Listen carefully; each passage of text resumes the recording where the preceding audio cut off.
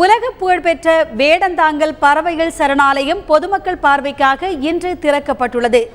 ஏரியில் நீர் நிரம்பி வருவதால் வெளிநாட்டு பறவைகளின் வரத்து அதிகரித்துள்ளதை அடுத்து சரணாலயம் திறக்கப்படுவதாக வனத்துறையினர் தெரிவிக்கின்றனர். இதுகுறித்த கூடுதல் தகவல்களை தருகிறார் செய்தியாளர் சூரியராஜன். காஞ்சிபுரம் மாவட்டத்தில் வேடந்தாங்கல்ல பறவைகள் சரணாலயம் இங்கே அமைஞ்சிருக்கு. ஆண்டுதோறும் பார்த்தீங்கன்னா நவம்பர் மாதம் இந்த பறவைகள் சரணாலயம் திறந்துட்டு ஜூன் மாதத்தில் மூடிடுவாங்க. இந்த ஆண்டு பார்த்தீங்கன்னா நவம்பர் மாதத்தில் இந்த வேடந்தாங்கல் பறவைகள் சரணாலயம் திறக்கலாமா வேணாமா அப்படின்ற காலகட்டத்தில் தண்ணி இல்லாத காலத்தினால திறக்கக்கூடாது அப்படின்ற ஒரு இதில் இருந்தாங்க. இங்கே நிர்வாகத்தினர் கடந்த 4 நாட்களாக பார்த்தீங்கன்னா கனத்த மழை பெய்த காரணத்தில் பார்த்தீங்கன்னா இந்த வேடந்தாங்கல் ஏரி முழுமையாக நிரம்பி இருக்குது.